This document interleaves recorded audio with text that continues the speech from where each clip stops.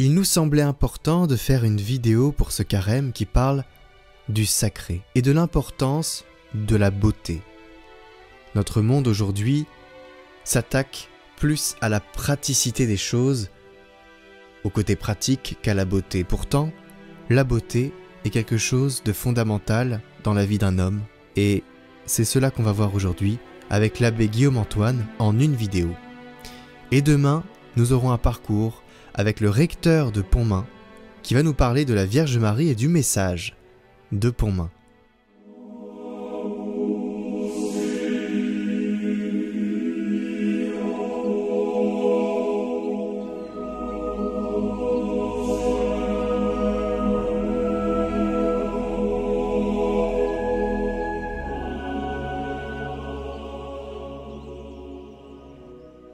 Lecture du livre du prophète Isaïe. Ainsi parle le Seigneur. Au temps favorable, je t'ai exaucé. Au jour du salut, je t'ai secouru. Je t'ai façonné, établi, pour que tu sois l'alliance de mon peuple, pour relever le pays, restituer les héritages dévastés, et dire aux prisonniers, sortez, aux captifs des ténèbres, montrez-vous. Au long des routes, ils pourront paître. Sur les hauteurs dénudées seront leurs pâturages.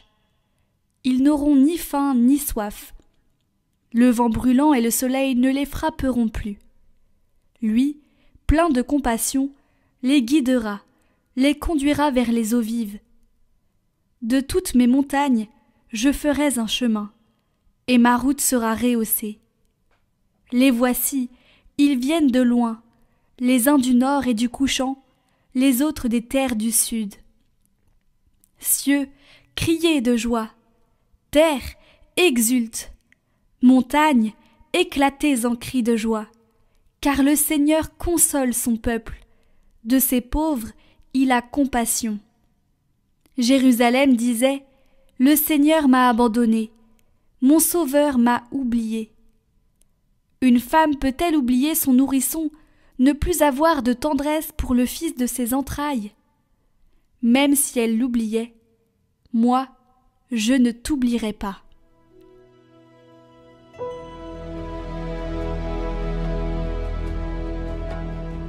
Le Seigneur est tendresse et pitié, lent à la colère et plein d'amour. Le Seigneur est tendresse et pitié, lent à la colère et plein d'amour. La bonté du Seigneur est pour tous, sa tendresse pour toutes ses œuvres. Le Seigneur est vrai en tout ce qu'il dit, fidèle en tout ce qu'il fait. Le Seigneur soutient tout ce qui tombe, il redresse tous les accablés. Le Seigneur est juste en toutes ses voies, fidèle en tout ce qu'il fait. Il est proche de ceux qui l'invoquent, de tous ceux qui l'invoquent en vérité.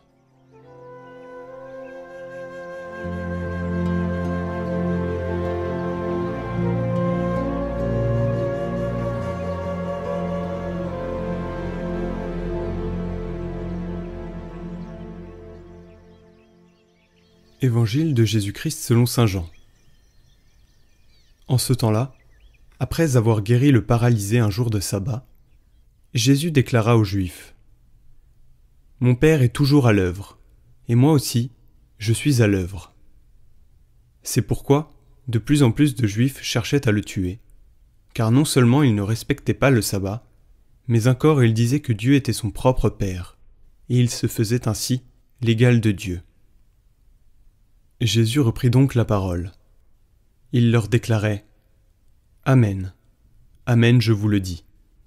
Le Fils ne peut rien faire de lui-même. Il fait seulement ce qu'il voit faire par le Père. Ce que fait celui-ci, le Fils le fait pareillement. Car le Père aime le Fils et lui montre tout ce qu'il fait. Il lui montrera des œuvres plus grandes encore, si bien que vous serez dans l'étonnement. Comme le Père, en effet, relève les morts et les fait vivre, ainsi le Fils lui aussi fait vivre qui il veut. Car le Père ne juge personne. Il a donné au Fils tout pouvoir pour juger, afin que tous honorent le Fils comme ils honorent le Père. Celui qui ne rend pas honneur au Fils ne rend pas non plus honneur au Père qui l'a envoyé. Amen, amen, je vous le dis, qui écoute ma parole et croit en celui qui m'a envoyé, obtient la vie éternelle et il échappe au jugement, car déjà il passe de la mort à la vie. Amen, amen, je vous le dis, l'heure vient, et c'est maintenant, où les morts entendront la voix du Fils de Dieu, et ceux qui l'auront entendu vivront. Comme le Père, en effet, a la vie en lui-même, ainsi a-t-il donné au Fils d'avoir, lui aussi, la vie en lui-même. Il lui a donné pouvoir d'exercer le jugement, parce qu'il est le Fils de l'homme. Ne soyez pas étonnés, l'heure vient où tous ceux qui sont dans les tombeaux entendront sa voix. Alors, ceux qui ont fait le bien sortiront pour ressusciter et vivre, ceux qui ont fait le mal pour ressusciter et être jugés. Moi, je ne peux rien faire de moi-même. Je rends mon jugement d'après ce que j'entends, et mon jugement est juste, parce que je ne cherche pas à faire ma volonté, mais la volonté de celui qui m'a envoyé.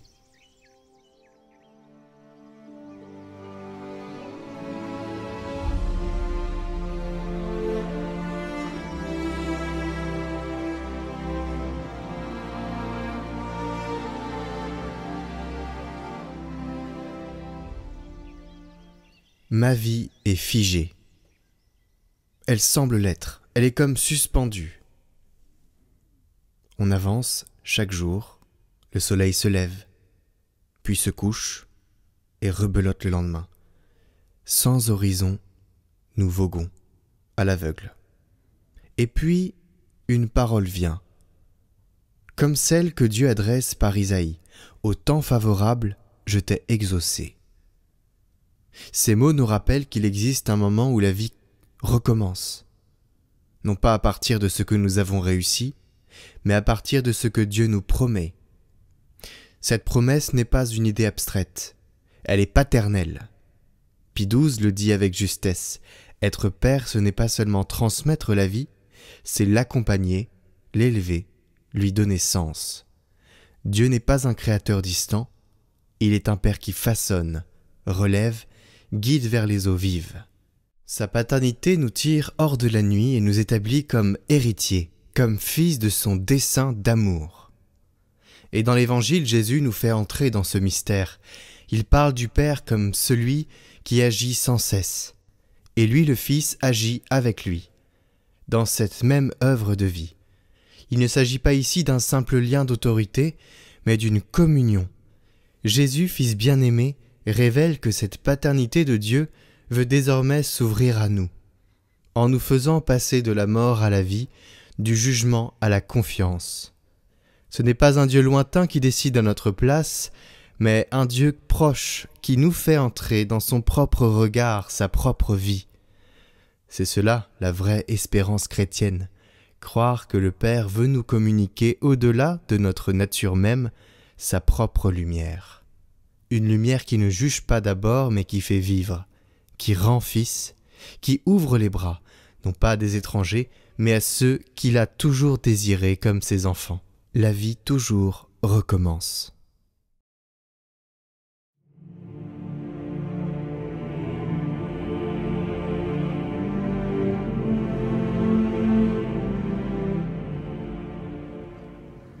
Chers amis de Catoglade, au cœur de ce temps de carême, eh bien, nous allons aujourd'hui parler de beauté, parce que tous nous avons soif d'élévation, nous avons soif d'élever nos âmes vers Dieu, et nous le savons bien, Dieu est la beauté suprême, il est la beauté même. Alors, je ne sais pas si vous avez déjà éprouvé cela, quand vous êtes confronté face à des choses extrêmement belles, des choses qui vous saisissent ici-bas, que ce soit dans la nature ou au cœur d'une prière ou d'une liturgie, eh bien, tout cela suscite en vous une sorte de nostalgie de Dieu, une sorte d'élévation.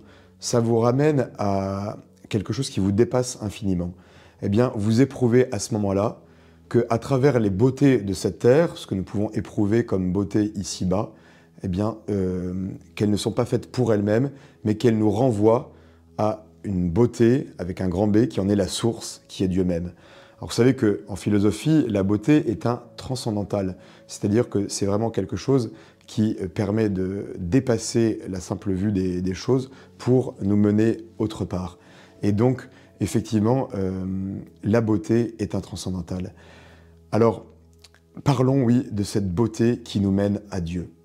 Vous avez certainement entendu parler de grandes figures, je pense par exemple à Paul Claudel, qui, le jour de Noël, il se trouvait à Notre-Dame de Paris. C'est bien sûr, on est encore dans l'éblouissement de cette réouverture de Notre-Dame de Paris. Au moment des vêpres, il entend la maîtrise chanter le Magnificat. Et là, il vit une expérience esthétique qui le ramène à Dieu et qui va être sa conversion. Quand vous circulez autour du déambulatoire de Notre-Dame, eh bien, vous voyez une plaque qui marque cette conversion à travers une expérience esthétique, une beauté, quelque chose qui a transcendé son quotidien. Je pense encore à Mère Geneviève Gallois. Elle fut l'un des plus grands peintres du XXe siècle. Elle entre le vendredi saint dans la chapelle des Bénédictines de la rue Monsieur, à Paris. Elle entend le chant des lamentations de Jérémie, donc ce chant, absolument ce cri vers Dieu, et elle est saisie, là aussi, au plus profond de son être. Et elle, qui était profondément athée, profondément anticléricale, eh bien, va vivre une expérience totalement bouleversante et elle deviendra religieuse et l'une des grandes artistes du XXe siècle. Vous voyez comme Dieu, à travers une expérience de la beauté, peut saisir des âmes. Alors, je crois qu'il y a une grande, aujourd'hui, urgence à offrir cette beauté, à pouvoir ramener des âmes. Parce que quand nous vivons cette expérience de beauté, nous savons bien qu'elle nous sort, vous avez certainement tous déjà éprouvé cela face à une œuvre d'art, que cette œuvre, dans la beauté, vous touche. D'ailleurs, cette beauté n'est pas forcément quelque chose de purement formel et esthétique, parce que, par exemple, prenons un visage. Vous pouvez parfois rencontrer telle ou telle personne dont le visage est marqué, dont les traits sont marqués, ou un visage un peu buriné, comme on dit, et qui pourtant transmet, révèle une grande beauté, parce que c'est la beauté de l'âme qui transparaît à travers ces traits. De même, parfois, une œuvre peut nous déranger, et donc ne pas seulement chercher une beauté formelle, mais nous mener autre part. Et donc l'art, sans cesse, nous déplace. Il nous mène vers un au-delà de nous-mêmes. Et donc, ultimement, il nous mène à nous interroger sur le sens de notre vie, sur le but de notre vie, sur qu'est-ce qu'on fait ici-bas. Voilà. Et donc, ultimement, l'art aussi nous ramène à la question essentielle, qui est la question de Dieu. Alors, demandons, oui, cette grâce au cœur de ce carême, de peut-être développer en nous ce regard contemplatif. Nous vivons, chers amis de Catoglade, dans une sorte de miracle permanent. Songez à ce qu'est ce monde qui nous entoure, qui est juste quelque chose d'absolument extraordinaire. Quand on songe ce que les scientifiques appellent le réglage fin de l'univers, une probabilité sur 10 puissance 128, que, je ne sais pas si vous imaginez, 128 zéros derrière le 1, enfin voilà, une probabilité sur 10 puissance 128 que cet univers existe tel qu'il est. Autant dire que nous nous sommes habitués à ce monde qui est rempli de beauté, de merveilles, que nous trouvons normales, mais qui en fait n'est pas normal. Et donc tous les matins, au cours de ce carême, nous devrions nous lever en étant saisis, en contemplant, que sais-je moi, un lever de soleil, en contemplant telle feuille, telle fleur, telle beauté de la nature, et surtout, chers amis de Catoglade, vous-même, en vous regardant dans la glace, en contemplant ce que vous êtes, en considérant ce que vous êtes, vous, doté en plus d'une intelligence rationnelle, d'une volonté libre, d'une conscience, voilà. Est-ce que nous sommes saisis par la beauté du don de la vie?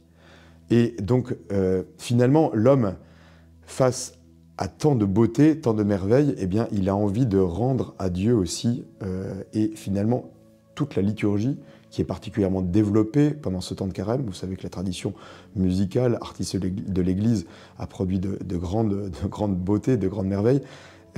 C'est finalement toute la liturgie et toute la vie liturgique de l'Église est une réponse à Dieu.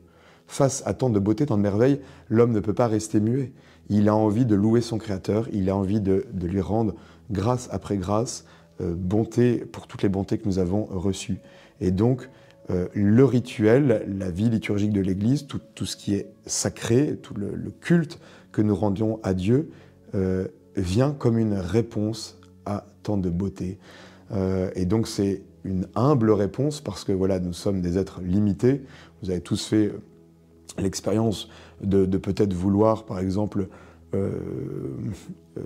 produire tel ou tel chant ou telle chose, et puis voilà, ça ne fonctionne pas aussi bien qu'on l'avait prévu, il y a telle ou telle faute d'harmonie ou tel couac, et donc voilà, tout nous rappelle malheureusement notre finitude et nos limites, et d'ailleurs, toutes ces belles œuvres d'art, tout cela passera. Vous savez bien que ce monde passera, et donc parfois on s'attache aux vieilles pierres, alors c'est vrai que tout cela est beau et c'est quelque chose de très digne, mais ce monde passera, et donc il s'agit d'aimer les beautés de ce monde, mais sans jamais les idolâtrer. C'est-à-dire qu'elles sont un passage, elles sont un chemin, elles sont une transcendance, elles nous permettent d'aller vers Dieu, mais elles ne peuvent jamais remplacer Dieu. Alors, demandons aussi ce sursaut, peut-être, pour nous. Alors, un sursaut de contemplation, c'est-à-dire que nous puissions, au cœur de ce carême, eh bien, vraiment, comme je le disais à l'instant, voilà, faire cet exercice de contemplation. Vraiment, au cœur de nos journées, nous émerveiller de la beauté de ce monde dans lequel nous vivons et aussi de ce que nous sommes. Et puis aussi, peut-être, nous engager dans cette via pulchritudinis. Attention, c'est un mot un peu compliqué, c'est comme ça que l'Église appelle ce chemin de la beauté, cette via pulchritudinis, c'est-à-dire ce chemin de la beauté comme permettant aussi à quantité d'âmes assoiffées d'aller vers Dieu. Et de ce point de vue-là, certainement que l'Église a vraiment se réconcilier avec les arts, de reprendre ce chemin. Je suis parfois un peu attristé en entrant dans telle ou telle église de voir qu'on a plaqué telle icône byzantine de manière plus ou moins en la scotchant, enfin de manière plus ou moins esthétique ou autre. Enfin voilà, souvent on est assez maladroit. Donc il s'agit de nous former, c'est-à-dire de connaître les formes des siècles passés, donc de nous intéresser à l'histoire de l'art, à l'histoire de la musique, à l'histoire de l'architecture, de connaître tout cela, et puis aussi pour produire un art d'aujourd'hui. Là aussi, une chose qui m'attriste, c'est qu'il arrive souvent que un certain nombre de chrétiens eh bien, font appel à des sortes de pastiches, soit à une sorte, en reproduisant de manière un peu sèche des formes d'art qui ont existé par le passé, soit en convoquant, par exemple, je prends un exemple, tel lieu où on va appeler un atelier de fresquistes roumains pour peindre tel ou tel lieu. Sauf que vous savez que dans l'Orient, les formes sont figées. L'Occident a toujours réinventé les formes pour rendre compte du mystère. Depuis des siècles, les formes sont totalement figées dans la partie orientale. Et donc, le poumon oriental et le poumon occidental ont chacun leur tradition. Nous, notre tradition, dans l'Occident chrétien, c'est de sans cesse, d'un point de vue artistique, que ce soit d'un point de vue musical, d'un point de vue pictural, d'un point de vue architectural, de sans cesse réinventer les choses pour rendre compte du mystère chrétien. C'est-à-dire donner Dieu, l'offrir au monde avec le langage d'aujourd'hui. Quand je dis Occident, il s'agit bien sûr de tous ceux qui sont rattachés à l'Église catholique de rite latin, c'est-à-dire donc tous ceux qui, de par ce monde, eh bien, ont toujours, que ce soit en Afrique, en Amérique latine, de par ce vaste monde, eh bien, réinventé sans cesse les formes au niveau artistique pour offrir Dieu au monde. Donc, loin de rester figés ou de reproduire des formes figées du passé, eh bien, faisons, au cœur de ce carême, peut-être, interrogeons-nous, comment est-ce que moi-même, je peux produire de la beauté ou susciter la possibilité pour tel ou tel artiste que je connais d'offrir la beauté, que ce soit voilà, à travers une œuvre d'art ou bien telle ou telle musique, tel ou tel poème. Voilà. Il y a vraiment quelque chose à offrir pour aujourd'hui. Alors voilà les deux petits exercices que je vous propose, donc de réinvestir le champ de la contemplation et puis aussi donc faire appel davantage à l'art pour offrir cette beauté pour que le monde croie.